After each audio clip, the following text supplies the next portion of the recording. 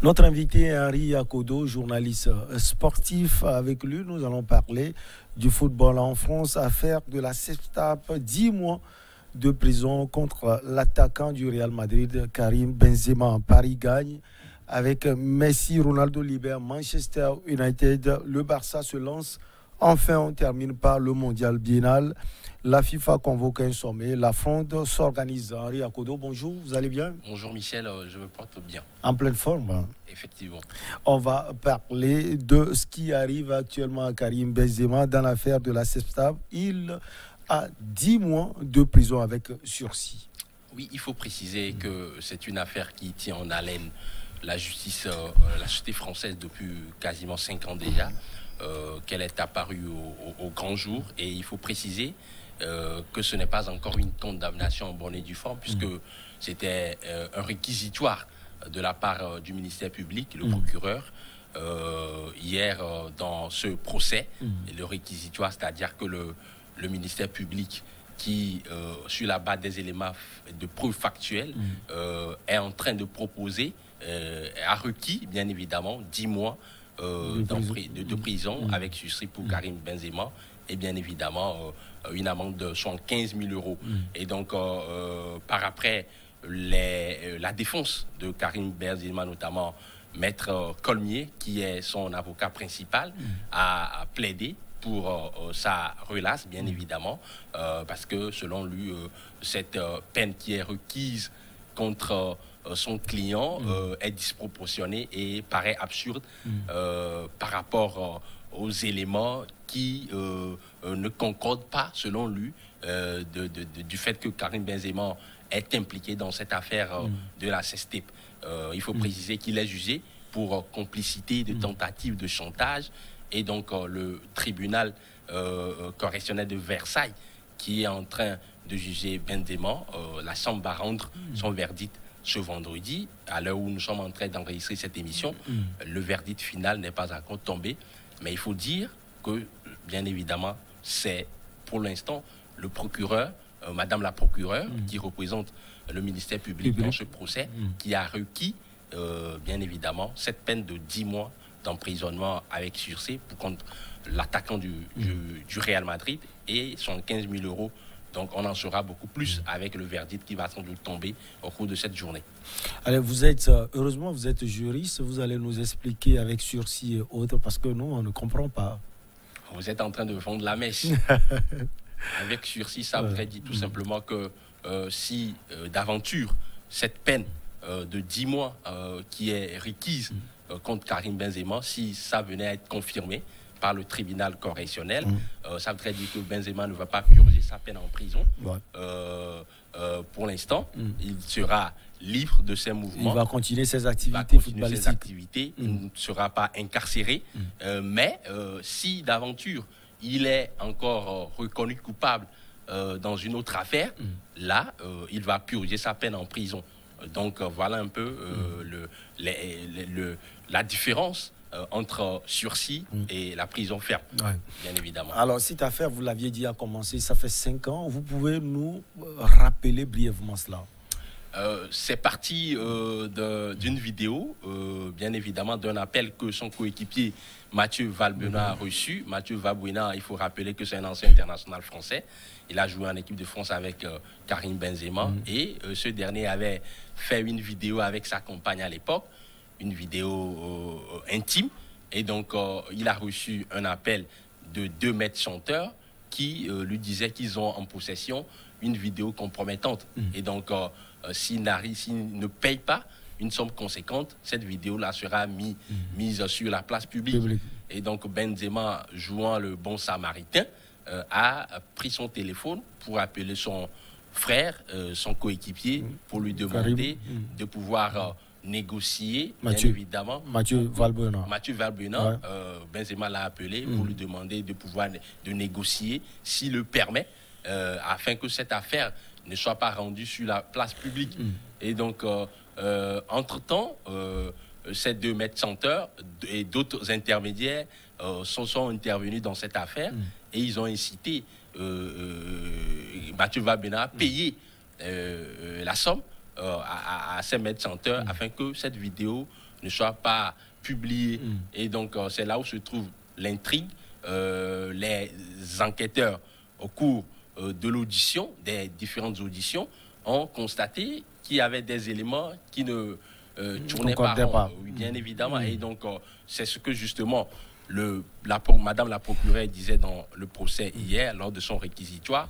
Benzema n'est pas un bon samaritain dans cette affaire. Apparemment, selon elle, selon les éléments en sa possession, Benzema était bel et bien au courant de cette affaire, de cette conspiration qui était audite contre son coéquipier, et son intervention s'apparenterait à une incitation à ce que ce dernier puisse payer une somme conséquente à ses maîtres chanteurs. Et là où se trouve le bémol aussi, c'est que Karim Benzema est lié à un des maîtres chanteurs qui n'est autre que Karim Zenati, qui est son ami d'enfance. Il est né dans la banlieue de Lyon. Et son lien avec cette personnalité est avéré dans cette affaire. Et donc, sur cette base, je crains fort pour Karim Benzema, certainement que le tribunal ne va pas aller dans le sens de la relaxation, comme son avocat le souhaiterait, Maître Cormier, mais va plutôt aller à l'étape d'une condamnation peut-être avec sursis. Alors, cette affaire lui a coûté également l'équipe de France pendant des années. Effectivement, et cela, les commentaires au cours du réquisitoire du ministère public, en tout cas, relatent, en tout cas à satiété, le fait que Karim Benzema, son image qui était un petit peu écornée dans cette affaire, ne plaidait pas en sa cause pour qu'il puisse jouer à l'époque en équipe de France. Parce que hier, lors du réquisitoire, l'autre procureur qui avait intervenu dans cette affaire disait que son image, elle est assez forte, il représente des valeurs, et donc il ne peut pas se permettre certains agissements. Donc c'est sur cette base-là qu'ils veulent qu'il soit puni par la loi. Et bien évidemment, cette affaire lui a coûté l'équipe de France pendant plus de 5 ans. Il n'a plus été rappelé par le sélectionneur Didier Deschamps, le président de la Fédération française de football, Noël Le Graët également, avait pris une mesure pour pouvoir, en tout cas, une mesure pour qu'il soit loin de la sélection, une sanction disciplinaire, parce que c'est pas bien pour l'image de l'équipe de France. L'équipe de France, son image était un peu ternie par cette affaire, parce qu'il y avait l'aspect marketing également. Les sponsors et autres ne voulaient pas que l'image de Benzema soit associée à l'équipe de France, mais cela a évolué finalement avec l'urgence du fait que cette équipe qui a remporté sans Karim Benzema la Coupe du Monde en 2018 n'arrivait plus à remporter des matchs avant l'Euro. La situation de Olivier Giroud, qui était en tout cas dans les tiroirs de son club Chelsea à l'époque, ne permettent pas à ce que l'attaque française soit compétitive, alors que paradoxalement Benzema était très en forme avec le Real Madrid. Il empilait des buts et Didier Deschamps a fait le choix pragmatique qu'il a été toujours. Il a fait le choix de le rappeler en sélection, même si cela n'a pas pu porter ses fruits lors du dernier Euro. Je pense que son retour... Ils se sont rattrapés en Ligue des Nations. Bien évidemment, ils se sont rattrapés en Ligue des Nations. Bien évidemment, avec cette naissance-là d'un duopole infernal qu'on a vu au cours de ces demi-finales et la finale de la Ligue des Nations avec Kylian Mbappé. Ça augure d'un lendemain meilleur pour l'équipe de France, en tout cas sur le plan sportif. Alors, il fait partie des sérieux prétendants pour le Ballon d'Or de cette année. Cette affaire a tout gâté, si on peut le dire ainsi. Oui et non. Oui, parce que pour être Ballon d'Or, au-delà des performances individuelles et collectives, il faut avoir une bonne image, il faut prôner un certain nombre de valeurs. Et donc, à ce niveau, son image, il s'est englué dans cette affaire, et cela peut lui jouer un sale tour s'il arrivait à être condamné dans cette affaire, bien évidemment. D'un autre côté, il faut préciser que ce n'est pas une particularité pour Karim Benzema. On a déjà constaté que d'autres grandes stars du football mondial ont fait l'objet de jugements à plusieurs reprises, mais cela ne leur a enlevé rien, de leur talent. Il est une étoile, il empile des buts avec le Real Madrid, 11 réalisations déjà cette saison en autant de matchs, c'est exceptionnel, des statistiques affolantes, ce sont 12 buts en Ligue des Champions, il est le 4e meilleur buteur de l'histoire de cette compétition derrière. Bien évidemment, un certain Robert Lewandowski, Lionel Messi et Cristiano Ronaldo qui est la figure de proue de ce classement. C'est un attaquant formidable avec une certaine aisance technique, une justesse technique. Il a une grande facette, une grande palette. Il peut s'infiltrer dans la ligne défensive adverse et faire des appels en profondeur.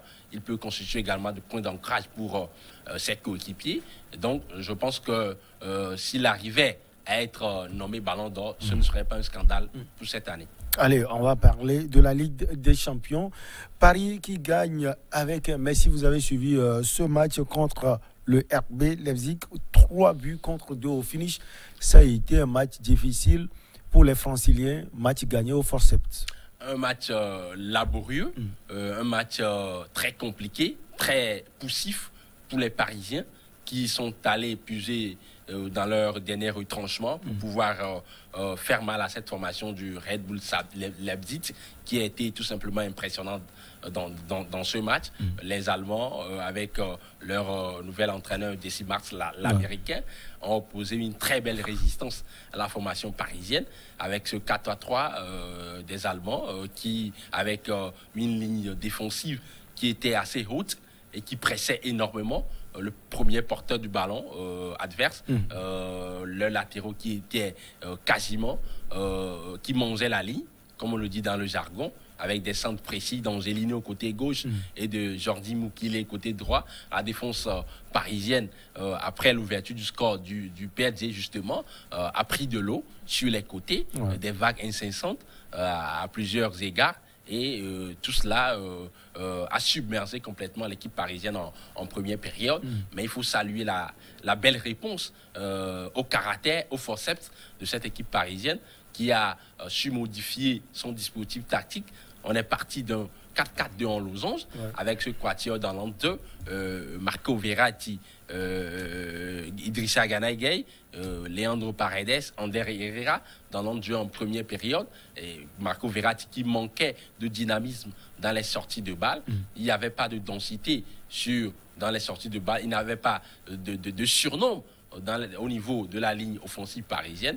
Mais en seconde période, avec le repositionnement de Marco Verratti qui jouait beaucoup plus derrière les deux attaquants, les Parisiens ont su aspirer Leipzig dans l'an 2 et ils ont su déployer leurs attaques sur les côtés. Ça va très vite avec les fréquences d'appui insaisissantes de Kylian Mbappé qui a été énorme dans cette rencontre sur 2 touches de balle. Il fait la différence. Il faut saluer d'abord le premier but qu'il a marqué, mais aussi cette passe pour Lionel Messi, une naufrage carrément, et ce 3e but marqué par Lionel Messi, quel penalty exécuté par le natif de Rosario, subtil. La malice espiègle, elle est toujours présente, avec une facilité déconcertante. Il n'a rien perdu. Bien évidemment, il a lifté ce ballon. Il faut être Messi pour pouvoir réaliser ce geste d'un si grand art. Ce n'est pas évident. Ça prouve qu'il s'est intégré parfaitement dans cette formation francilienne. Aujourd'hui, à 3 réalisations, on s'y rencontre avec le PSG. C'est tout simplement intéressant pour le 6e Ballon d'Or. Alors, le PSG, Henri Akoto, on voit une pléiade de stars, mais on a l'impression finalement que ce n'est pas aussi le grand jeu. Ce n'est pas encore la maîtrise collective qu'on attendait de cette équipe. Ce n'est pas encore une équipe flegmatique qui marche sur de l'eau, qui broie ses adversaires. Ce n'est pas encore cette maîtrise technique qu'on attendait. Ça va prendre du temps. Aujourd'hui, la fois dernière, il n'y avait pas Kylian Mbappé et Neymar, qui étaient un peu blessés, indisponibles pour cette rencontre. Kylian Mbappé et Lionel Messi ont essayé de pouvoir combiner entre eux. L'association, elle était en tout cas intéressante, avec Kylian Mbappé qui prenait la profondeur, Lionel Messi qui décrochait énormément. La problématique pour le PSG aujourd'hui, c'est d'arriver à asseoir son jeu dans l'an 2, le PSG qu'on a eu à connaître il y a de cela quelques années, c'est un PSG qui est capable de pouvoir faire mal à ses adversaires à travers une belle séquence de circulation de balles, une belle séquence de conservation, avec du jeu à l'intérieur, mais également à l'extérieur.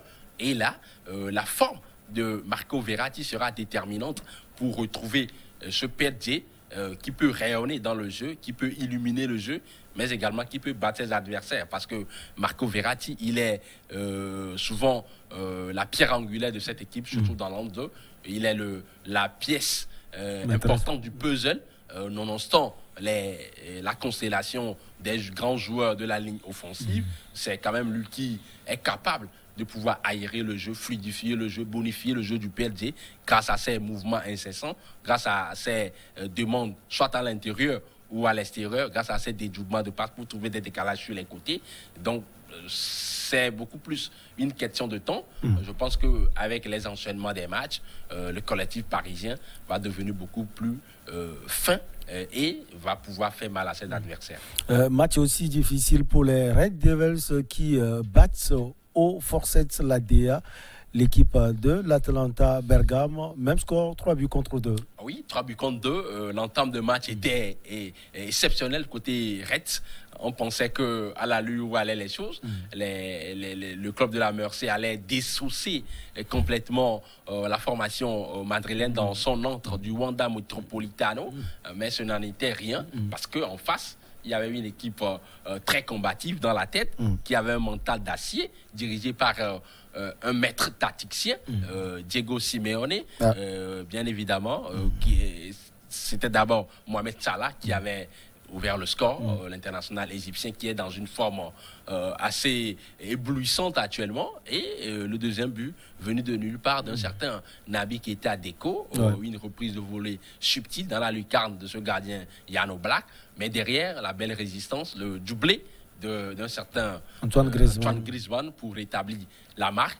Les Madrilènes étaient très en forme dans cette partie après l'égalisation, avec du jeu sur les côtés, des débordements et des fulgurances incessantes d'un certain Yannick Ferreira Carrasco, mais ils ont manqué d'efficacité. À saluer la bonne prestation du gardien de Liverpool qui a su en réel danger à plusieurs reprises, mais la sortie, le carton rouge de Antoine Griezmann, qui est passé par toutes les étapes dans cette rencontre, du supplice au délice, du délice au supplice, j'allais dire, a un peu désavantagé son équipe. À 10 contre 11, les Reds ne pouvaient que tout faire pour pouvoir avoir ce résultat victorieux. Et aujourd'hui, ils gagnent grâce à un doublé de Mohamed Salah. C'est très bon à prendre pour la formation de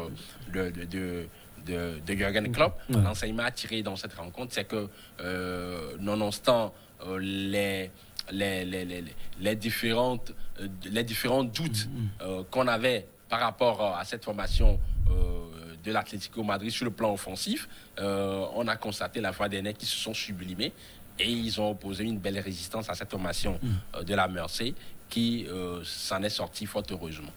On va parler également d'autres Reds, ceux Devils qui ont battu, comme on le disait déjà, la DA, l'équipe de l'Atalanta Bergame, 3 buts contre 2. Il y avait des 3 buts contre 2. Hein.